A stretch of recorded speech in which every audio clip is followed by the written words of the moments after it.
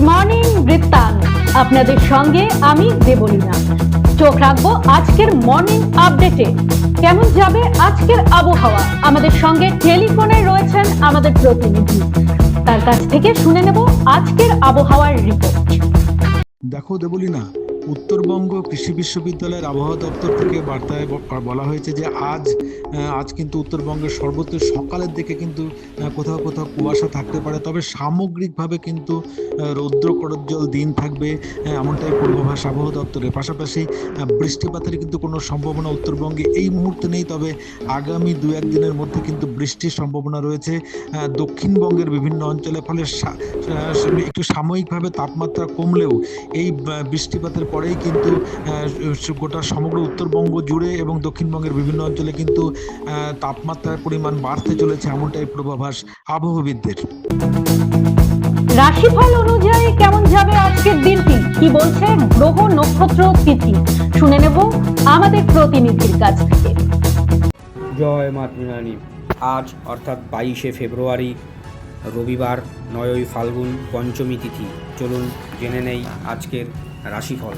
মেষ রাশির জাতক জাতিকার ক্ষেত্রে কারণে অকারণে ভয় ভীতি জন্মাতে পারে। বৃষ রাশির জাতক জাতিকার ক্ষেত্রে ব্যবসা বাণিজ্যে সাফল্য আসবে আজ। মিথুন রাশির জাতক জাতিকার ক্ষেত্রে ঝুট ঝামেলায় জড়িয়ে পড়তে পারেন। কর্কট রাশির জাতক জাতিকার ক্ষেত্রে পারিবারিক অশান্তি বাড়তে পারে। সিংহ রাশির জাতক জাতিকার ক্ষেত্রে নিজস্ব জ্ঞান বা প্রতিভার প্রকাশ পাবে আজ। কন্যা রাশির জাতক জাতিকার ক্ষেত্রে নতুন কোনো যোগাযোগ হবার সুযোগ থাকছে। তুলা রাশির জাতক জাতিকার ক্ষেত্রে শুভ অনুষ্ঠান হতে পারে আজকের দিনে।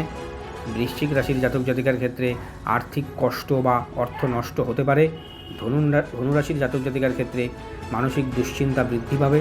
মকর রাশির জাতক জাতিকার ক্ষেত্রে গৃহে কোনো মাঙ্গলিক দোষ খণ্ডন হতে পারে। কুম্ভ রাশির জাতক জাতিকার ক্ষেত্রে আশা আকাঙ্ক্ষা বৃদ্ধি পাবে। মীন রাশির জাতক জাতিকার ক্ষেত্রে স্বপ্নাদেশ প্রাপ্তি বা অর্থ প্রাপ্তি হতে পারে আজ। নমস্কার। দেখে নেব গত 24 ঘন্টার খবরের দুরন্ত আপডেট। রায়গঞ্জের কুলিক পাখিরালয় সংলগ্ন আব্দুল ঘাটা ফরেস্ট চত্বরে শুরু হলো 15তম প্রকৃতি পাঠ শিবির। হিমালয়ান মাউন্টেনিয়ার্স অ্যান্ড ট্রেকার্স অ্যাসোসিয়েশনের উদ্যোগে আয়োজিত এই কর্মসূচির মূল লক্ষ্য হল ছোটবেলা থেকেই শিশুদের মধ্যে পরিবেশ সচেতনতা গড়ে তোলা। এদিন জেলার বিভিন্ন প্রান্ত থেকে আসা বহু ছাত্রছাত্রী অংশ নেয় প্রকৃতি পরিচয় শিবিরে। বনাঞ্চলের জীব বৈচিত্র্য, পাখি ও উদ্ভিদের গুরুত্ব, পরিবেশ রক্ষার প্রয়োজনীয়তা ছাড়াও commando training, river crossing, night trek শেখানো হবে বলে জানিয়েছেন সংগঠনের সদস্যরা। ক্যাম্পে শিশুরা দলবদ্ধভাবে বনভ্রমণে অংশ নেয় এবং স্থানীয় গাছপালা ও পাখির প্রজাতি সম্পর্কে হাতে কলমে শিক্ষা লাভ করে। পাশাপাশি ছিল নেচার ড্রয়িংয়ের মতো সচেতনতা বিষয়ক ছোট ছোট কার্যক্রম।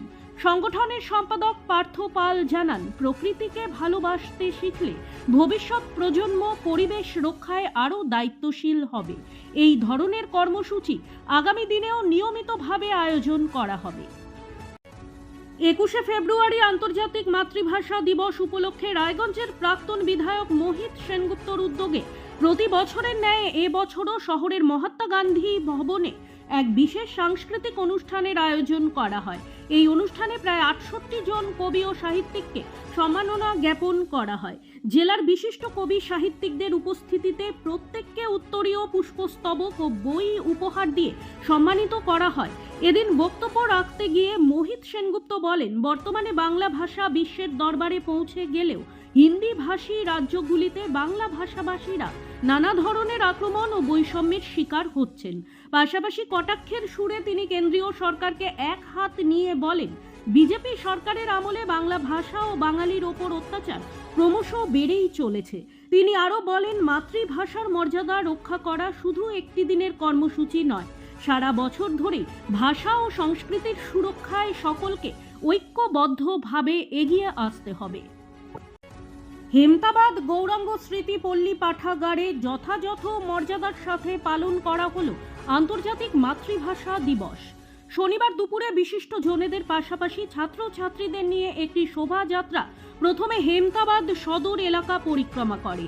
এরপরে শহীদ বেদিতে পুষ্পার্ঘ্য নিবেদন করার পাশাপাশি পাঠাগারে দেওয়াল পত্রিকা গ্রন্থালোক প্রকাশ করা হয়। ভাষা আন্দোলনে শহীদদের শ্রদ্ধা জানিয়ে আলোচনা ও সাংস্কৃতিক অনুষ্ঠান করা হয় এই দিন। গ্রন্থাগারিক জনরঞ্জন দাস ছাড়াও নীলমণি সরকার, অমিতাভ সেন চৌধুরী, পবিত্র চক্রবর্তী সহ অন্যান্যরা উপস্থিত ছিলেন এই কর্মসূচিতে।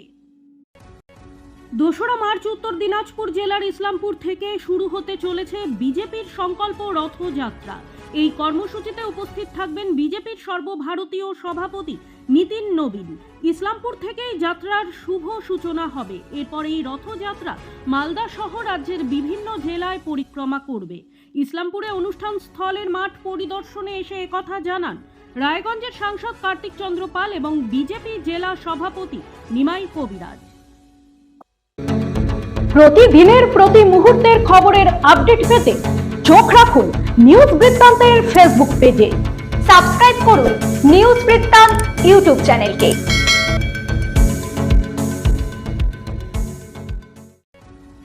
ইসলামপুরের কমলাগাঁও সুজালি গ্রাম পঞ্চায়েত এলাকায় একটি সালিশি সভার পুরনো ভিডিও সামাজিক মাধ্যমে ভাইরাল হতেই ব্যাপক চাঞ্চল্য ছড়িয়েছে। ভাইরাল হওয়া ভিডিওতে দেখা যায় এক ব্যক্তি ও এক মহিলাকে গ্রাম্য সালিশিতে বসিয়ে বেদম প্রহার করা হচ্ছে। অভিযোগ উপস্থিত একাধিক ব্যক্তি তাদের ওপর মারধর চালায়। স্থানীয় সূত্রে জানা গিয়েছে মৌলানি এলাকার বাসিন্দা 2 সন্তানের পিতা মোহাম্মদ নিজাম আত্মীয়তার সম্পর্কের এক তরুণীকে নিয়ে পালিয়ে যান। পরে তারা গ্রামে ফিরে এলে সালিশি সভা ডেকে প্রকাশ্যে শাস্তি দেওয়া হয় বলে দাবি। গ্রামের বাসিন্দা ফরাজউদ্দিনের অভিযোগ ঘটনাটি 5-6 বছর আগে এবং তৎকালীন অঞ্চল সভাপতির নির্দেশেই এমন সিদ্ধান্ত নেওয়া হয়েছিল। যদিও অভিযুক্ত আব্দুল হক ক্যামেরার সামনে বিস্তারিত মন্তব্য করতে চাননি, তবে তিনি দাবি করেছেন ঘটনাটি 3-4 মাস আগে এবং রাজনৈতিক উদ্দেশ্যে বিষয়টিকে রং চড়ানো হচ্ছে। বর্তমান অঞ্চল সভাপতি আব্দুল সাত্তার জানান সে সময় গ্রাম্য সালিশির মাধ্যমে বিভিন্ন বিষয় মেটানো হতো। ভিডিও ভাইরাল হওয়ার পর আইন নিজের হাতে তুলে নেওয়া নিয়ে প্রশ্ন উঠেছে। প্রশাসনের পক্ষ থেকে এখনো পর্যন্ত কোনো আনুষ্ঠানিক প্রতিক্রিয়া মেলেনি। ঘটনাকে কেন্দ্র করে ইসলামপুর মহকুমা জুড়ে তীব্র চাঞ্চল্য ছড়িয়েছে। তবে এই ভাইরাল ভিডিও সত্যতা স্বাধীনভাবে যাচাই করেনি নিউজ বৃত্তান্ত। শনিবার রায়গঞ্জের জীবনরেখা হাসপাতালে এক গুরুত্বপূর্ণ সাংবাদিক সম্মেলন অনুষ্ঠিত হয়ে গেল। এই সম্মেলনে হাসপাতাল কর্তৃপক্ষের পক্ষ থেকে জানানো হয় প্রখ্যাত MICS ও robotic cardiac surgeon doctor Sushan Mukhopadhyay এখন থেকে নিয়মিতভাবে জীবনরেখা হাসপাতালে রোগী দেখবেন। কলকাতার অ্যাপোলো মাল্টি স্পেশালিটি হাসপাতালের সঙ্গে যুক্ত ডক্টর সুশান মুখোপাধ্যায় হৃদরোগে আক্রান্ত রোগীদের পরামর্শ ও চিকিৎসা প্রদান করবেন। পাশাপাশি তার তত্ত্বাবধানে আধুনিক পদ্ধতিতে হৃদরোগ সংক্রান্ত বিভিন্ন পরীক্ষা নিরীক্ষা ও হার্ট সার্জারির পরবর্তী ফলো আপ পরিষেবাও জীবনরেখা হাসপাতালেই পাওয়া যাবে। সাংবাদিক সম্মেলনে হাসপাতাল কর্তৃপক্ষ জানায় এই উদ্যোগের ফলে উত্তর দিনাজপুর ও সংলগ্ন জেলার হৃদরোগে আক্রান্ত রোগীরা উন্নত মানের ও বিশেষায়িত কার্ডিয়াক চিকিৎসা পরিষেবা নিজ জেলাতেই গ্রহণ করতে পারবেন। এতে জেলার স্বাস্থ্য পরিষেবার মান আরও এক ধাপ এগিয়ে যাবে বলে আশাবাদী কর্তৃপক্ষ। রায়গঞ্জের বিধায়ক কৃষ্ণ কল্যাণীর উদ্যোগে আন্তর্জাতিক মাতৃভাষা দিবস সাড়ম্বরে পালিত হলো রায়গঞ্জে। এই উপলক্ষে রায়গঞ্জের ইনস্টিটিউট মঞ্চে অনুষ্ঠিত হলো সাংস্কৃতিক কার্যক্রম। সারাদিন ব্যাপী এই সাংস্কৃতিক কর্মসূচির সন্ধ্যায় সম্মাননা জ্ঞাপন করা হলো বিভিন্ন ক্ষেত্রে রায়গঞ্জের প্রথিত যশা ব্যক্তিদের। শিক্ষা, ক্রীড়া, নাট্যচর্চা, সঙ্গীত থেকে শুরু করে বিশিষ্ট সফল ব্যক্তিত্বদের হাতে সম্মাননা তুলে দিলেন বিধায়ক কৃষ্ণ কল্যাণী। তার কথায় মাতৃভাষা দিবস যথাযথভাবে পালন করতে মাতৃভাষার পোষকদের সম্মান জানানোটা একান্তই জরুরি। এই সকল মানুষদের সম্মান জানাতে পেরে তিনি নিজেই গর্বিত বলে মত তার। অল ইন্ডিয়া ফুটবল ফেডারেশনের তত্ত্বাবধানে উত্তরবঙ্গে এই প্রথম রায়গঞ্জে শুরু হলো ব্লু কাপ সুপার লিগ, যা জনপ্রিয়ভাবে পরিচিত বেবি লিগ নামে। আন্ডার 9 ও আন্ডার 12 বিভাগের শিশু ফুটবলারদের নিয়ে এই প্রতিযোগিতা রবিবার থেকে শুরু হতে চলেছে রায়গঞ্জ টাউন ক্লাবে। কলকাতার ইউরোপ ফুটবল একাডেমির সহযোগিতায় আয়োজিত এই বেবি লিগে অংশ নিতে উত্তরবঙ্গের বিভিন্ন জেলা থেকে খুদে ফুটবলাররা ইতিমধ্যেই রায়গঞ্জে পৌঁছেছে। রায়গঞ্জের পাশাপাশি শিলিগুড়ি, ইসলামপুর, বালুরঘাট ও মালদা থেকেও শিশুরা এই প্রতিযোগিতায় অংশ নিচ্ছে। বেবি লিগকে কেন্দ্র করে ইতিমধ্যেই এলাকা জুড়ে উৎসবের আবহ তৈরি হয়েছে। প্রতিযোগিতায় আন্ডার 9 বিভাগে 8টি দল এবং আন্ডার 12 বিভাগেও 8টি দল অংশ নিচ্ছে। গুড মর্নিং বৃত্তান্ত আজ এই পর্যন্তই। ঘরে বাইরে খবরে থাকুন, চোখ রাখুন নিউজ বৃত্তান্তে। নিউজ বৃত্তান্ত, হলুদ নয়, স্বচ্ছ।